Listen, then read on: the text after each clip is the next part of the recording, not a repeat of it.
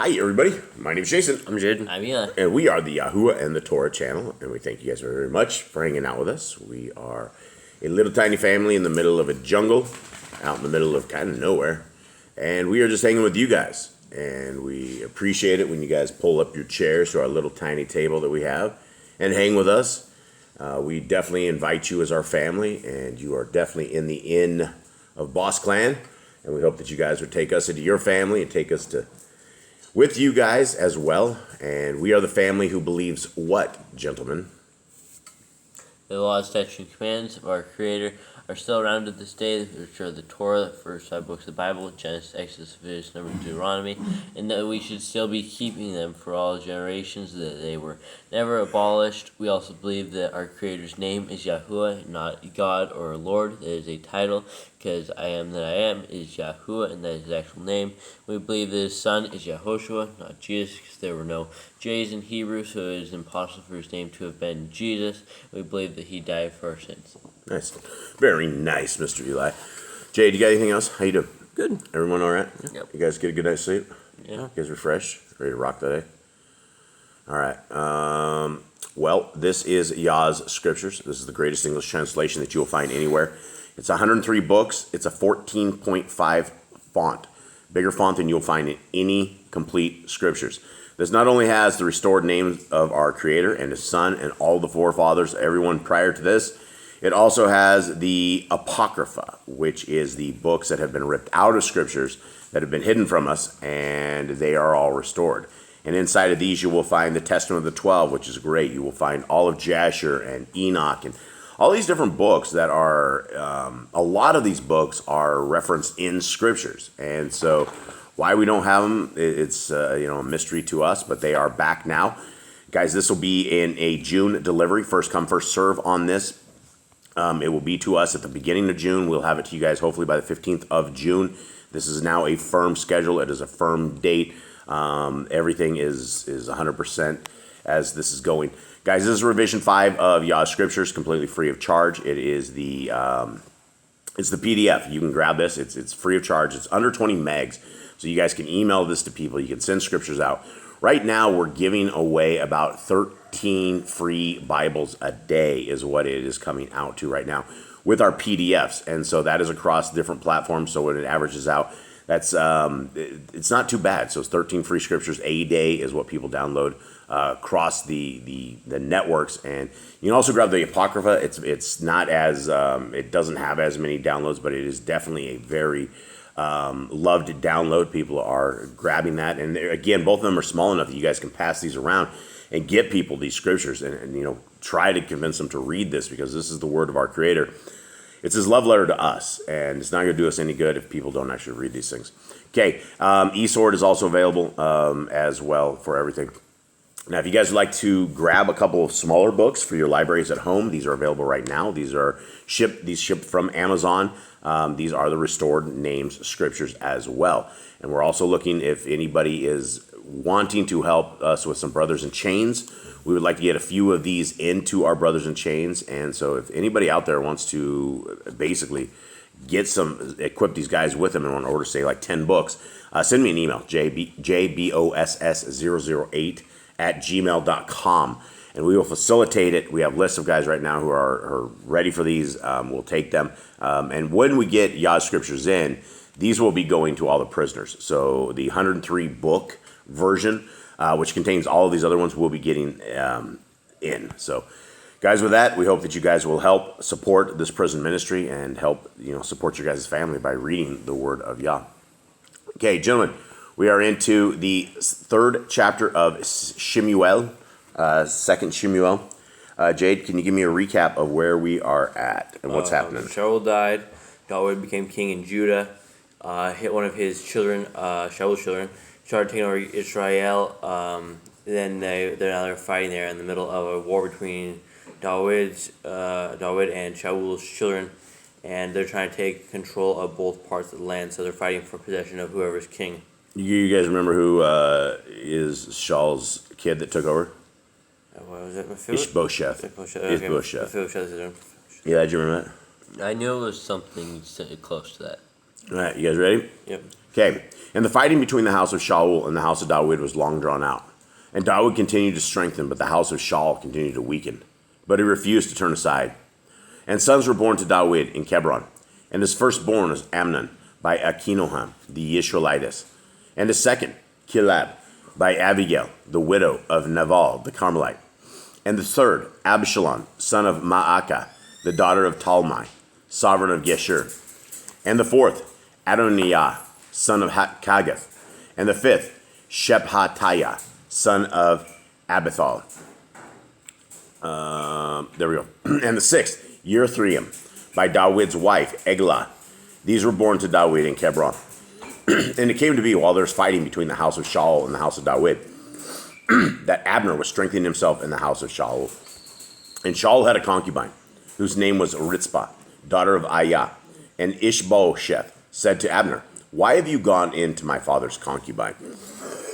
Now, guys, what is, before we even get into this, what are we seeing here? What happened? Well, it pretty much committed adultery. Yeah, and was with technically Shaul's wife, although not quite wife. What is the legal status of a concubine? What exactly? I feel like it's still under wife status. Yeah, I think it is wife. I think it should be wife status. I mean, it's call it what you want to call, but it's essentially another wife. Now, the thing about a concubine, though, was it in an old school man's mind back in the day. I think she is lesser value because she's more of she's there just to bear the children kind of thing. Whereas when people call them their wives, they are something more. So I don't think a concubine is exactly a wife in people. Well, I mean, in these guys' minds, and I'm just saying in their minds, not mine. Okay, 8. And Abner was very displeased at the words of Ishbosheth, and said, "Am I a dog's head that belongs to Yehudah, that I show kindness to the house of Shaul your father, to his brothers, and to his friends today? And you have not let you fall into the hand of David, that you charge me today with a wickedness concerning this woman." Okay, is he tripping? Does he not know that there is wickedness concerning this woman? What is? Yeah, that is terrible. I mean, what is? Why is he angry? Why is Abner angry at this, Eli? I don't know. You don't know. Because he feels like he deserves it. He feels like that he should have Shaul's wife because concubine. He was like, "I protected you. I'm keeping your father's lineage alive." He goes, I deserve more than this. Yeah, and this is going against the law, statutes, and commands of our Creator. So Abner is not in Torah at this point by any means. I mean, he might be in Torah, but he's definitely not in covenant based upon these actions that he is doing. Is there righteous anger in this? Is there any reason? No, I don't think so. I think he's just angry. Okay, 9. Abner's not a good person. Yeah, well, what he did was not right, but it's very interesting the power that this guy has. Okay, 9. Elohim does so to Abner, and more also, if I do not do for David as Yahuwah has sworn to him, to cause the rain to pass over from the house of Shaul, and to raise up the throne of David over Yisrael and over Yehudah from Dan to Beersheba. So this guy is essentially what he is claiming is that because this guy went after him for his concubine, for taking Shaul's concubine, he was going to rip the rain away from Ishobeth, right? Anyone here with me? You with me, Shug? Yep. Jade had to run away. All right. I'm back. All right, so let's continue on. I'm going to talk about, he basically, I think Abner just basically swapped sides there. He's like, yeah, David's going to take over now. And he's like, since you're angry with me, hopefully Elohim. But it's over, number one. It's over. Yeah, because he questioned him. And like, Abner feels like he's in a position where he can't be questioned because he was like right-hand man to Shaul and his army when he was chasing David. But Abner is not a righteous man. Yeah. Okay. 11. And he was unable to answer Abner another word because he feared him. And Abner sent messengers on his behalf to David, saying, Who is the land? Whose is the land? Saying also, make your covenant with me, and see, my hand is with you to bring all of Israel to you. And David said, Good, I make a covenant with you. Only the matter I am asking of you. You do not see my face unless you first bring Michal, daughter of Shaul, when you come to see my face. And that was his wife. Previously, Shaul had given that to as David's first wife. Now, is David trying to collect his wife back so that he can have her as wife? Because that would be breaking Torah right here. I don't know. It was his wife originally, and then Shaul, after she left, Shaul gave Michal away. So that's game over. and She could not go back to David, David. right? And now David wants her back. But he wants her back. Is he only going to put her in a house and not go into her, or like what do you guys think? I don't know, man. Does he just want to? The game wasn't finished until he won. Yeah, I guess maybe it's like the last. It would definitely tick you off. Probably nightless things, having your wife with another dude, right? And so here comes Maybe David. it's like the last thing and last way to spite Shaul is get his wife back. Yeah, well, it's Shaul's daughter as well. Okay, 14? Yeah, 13. 13. No, And, yeah, around 14. 14. And David then sent messengers to Ishbosheth, son of Shaul, saying, "Give me my wife, Michal, to whom I became engaged for 100 foreskins of the Pelishites." Now, again, we've discussed the foreskins of the Pelishite thing. And the book of Josephus tells us something totally different. The book of Josephus tells us they were the heads of the Pelishites, not the foreskins of the Pelishites, which is probably more legit. Maybe they were foreskins, but more than likely they were heads. Just knowing how Yah is with blood and with cling things and various things, I don't know as if our Creator would be okay with you stripping down all these people and cutting them up. And then what do? You leave people bleeding on the ground all the place like this. Either way, if he did cut off the heads, they're definitely sitting there bleeding somewhere. Okay. 15. And Ishobeth sent and took her from her husband, from Paltiel, son of Laish. But her husband went with her to Bachirim, going on and weeping behind her. And Abner said to him, "Go, turn back." And he turned back. That sounds kind of crazy, right? Like, Yeah, that's pretty heartless. the dude should have probably, at least for the sake of manhood, grabbed his bag of arrows and grabbed his bow and started chucking them, and probably died that way, would be my guess. But he was sitting there as people were carrying off his wife, and he's crying behind her. Yeah, I feel like David had Abner do this because he's just a ruthless guy. He's like, "You do this, Abner. You do this." I don't know how I'd react. I would probably just say, let's duke it out right here for the end and start firing arrows in their back and see if they want to take me. Okay. 17. And Abner had a word with the elders of Yisrael, saying, "In time past you were seeking for David to be sovereign over you, and now do it. For Yahuwah has spoken to David, saying, By the hand of my servant David, I save my people Yisrael from the hand of the Pelishites, and from the hand of all their enemies." And Abner also spoke in the hearing of Benjamin. And Abner also went to speak in the hearing of David in Hebron, all that seemed good to Yisrael and all the house of Benjamin. And Abner and 20 men with him came to David in Hebron. And David made a feast for Abner and the men who were with him. And Abner said to David, "Let me arise and go, and gather all Yisrael to my master the sovereign, and let them make a covenant with you, and you shall reign over all that your being desires." And David sent Abner away, and he went in peace. And see, the servants of David and Joab came from a raid and brought much spoil with them. But Abner was not with David in Hebron, for he had sent him away, and he had gone in peace.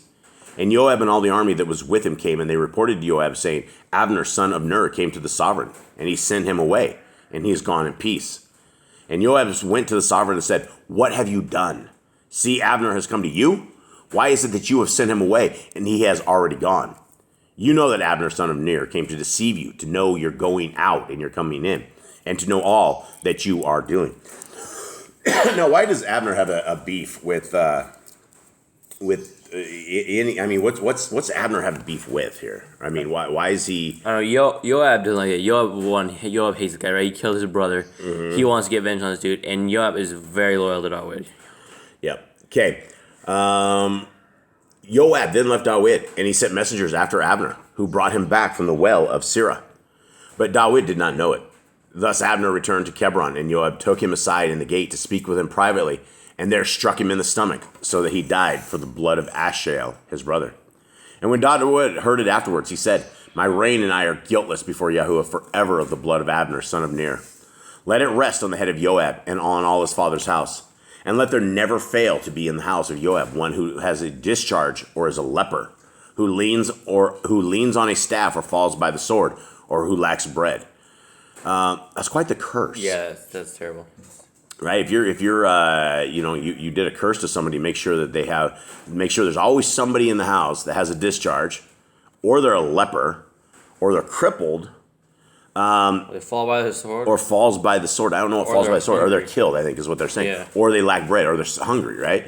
So, I mean, you pretty much got everything, right? You got people's security, you got their food, you got their health. Well-being, yeah. Yeah, so that's quite the thing. Now, do we know if this happened? Do we know if this guy's curse ever went on, this kind of stuff? I don't know. I think it talks about people dying in his house, but I'm sure they did. So Joab and Abishi, his brother, slew Abner because he had killed their brother Ashiel at Gibeon in the battle. And David said to Joab and to all the people who were with him, "Tear your garments, gird yourself with sackcloth, and mourn for Abner." And sovereign David followed the coffin. And they buried Abner in Hebron. And the sovereign lifted up his voice and wept at the grave of Abner, and all the people wept. And the sovereign sang a lament over Abner and said, "Should Abner die as a fool dies?" So you think he sang a song of death? You think Dave got up there and Yeah, maybe.